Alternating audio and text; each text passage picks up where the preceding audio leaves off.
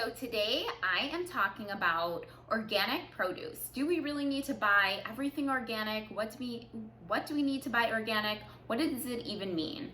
I was asked this question last week, and it's something that I'm always referring back to specific lists on because I'm wondering, if we're gonna pay a couple dollars more for specific fruits and vegetables, I wanna know why. I wanna know that it is valuable to do that. So I figured a few other people out there may be wondering the same thing, and I wanted to share with you guys some of the facts and my thoughts.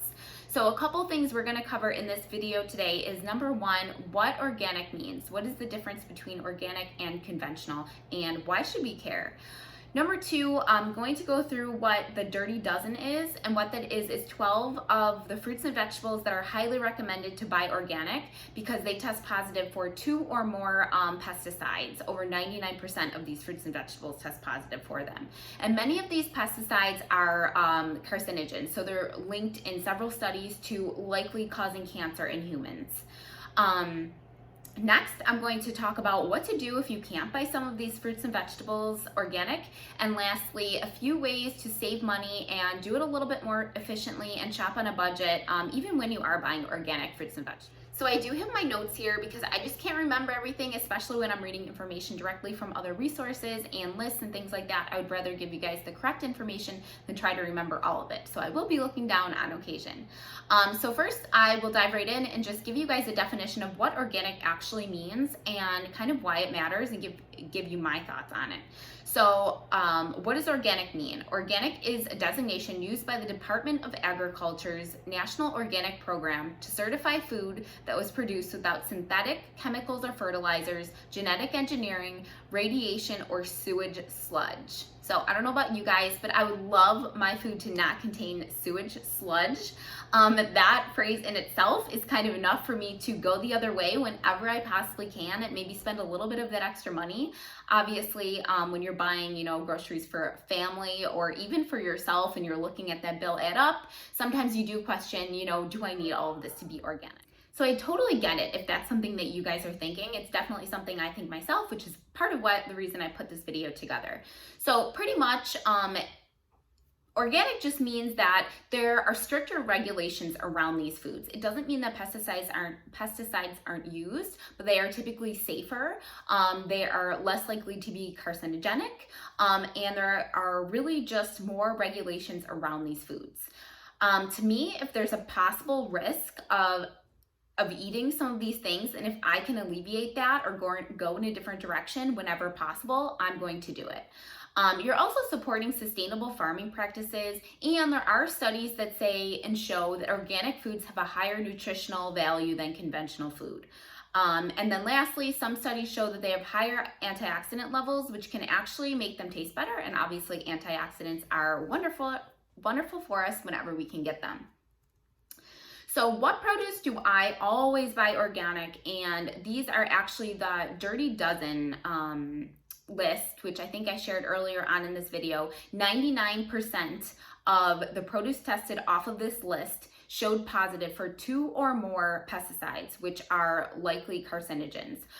So, whenever I can, I am buying these specific items organic.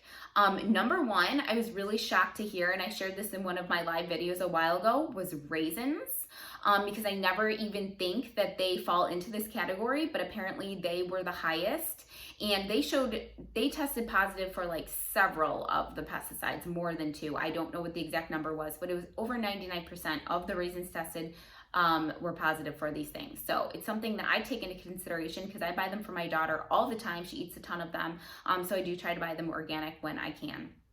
So the other ones that are on this list that I highly recommend buying organic whenever you can are strawberries, spinach, kale, nectarines, apples, grapes, peaches, cherries, pears, tomatoes, celery, and potatoes. The top 3 that I always buy organic when I can, I don't want to say always because it's like 99.9% of the time, but most of the time, strawberry, spinach, and kale. Spinach I'm putting in my smoothies, so I absolutely want it to be the cleanest possible. And now that I know this and I've I've heard and read this list, it's really hard for me to buy the conventional spinach and actually grind it down and drink it when I know that it could be containing, high amounts of these pesticides. Kale, just because it is literally one of the best foods to eat, but it's also one of the dirtiest. So when I buy organic, wash it really well, I feel a lot better about eating it.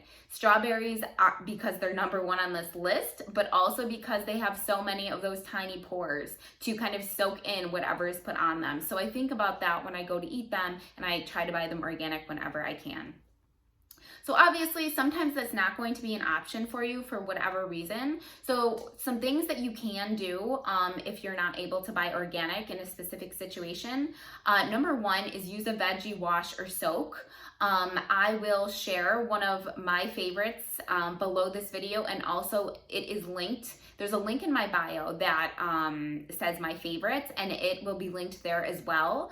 There are a couple different options you can go with for that. You can actually buy a veggie soak. You can also use apple cider vinegar, lemon, or lemon oil, or white vinegar, depending on what the fruit or vegetable is though, and water. So you make a veggie soak out of it. Because if you're buying strawberries, you may not want to be soaking them in something like that because they're really going to absorb some of that flavor. If it's something more like tomatoes, they really don't do that. Celery, you could put them in a veggie soak and it wouldn't really affect the flavor. So you really kind of have to evaluate what it is that you're buying, and it'll affect the flavor if you end up putting it into something like one of these veggie soaks. Secondly, you could always peel them. Some of these on the list, but you're going to lose some of the nutritional value that is in the skin. But it is an option for you to consider. And then a few cost-effective ways to buy organic when you're on a budget or just trying to be really efficient with your grocery shopping, which I am right now. So one of the options is buy what's in season and what's on sale. So sometimes even organic produce will be on sale depending on where you shop. And when produce is in season, it's likely to be a little bit more affordable than when it's out of season. Number two is look into joining a CSA. Depending on where you live and what's offered around you, it may or may not be more affordable, but look into it. Because I'll mention, actually the next one on my list is consider buying local, comparing prices at a local farmer's market or with some local farms, things like a CSA. Sometimes the prices will be better, sometimes they will not be, depending on what you're buying. But you're also going to be less likely to be getting some of those pesticides and sprays and things like that that are put on the mass-produced conventional produce that you find out in your grocery stores. Companies like Misfits and Imperfect Produce, you'd really just have to compare the pricing with those and your local grocery stores, but likely they are going to be a little bit more affordable. Shop around and compare prices. I said that a few times.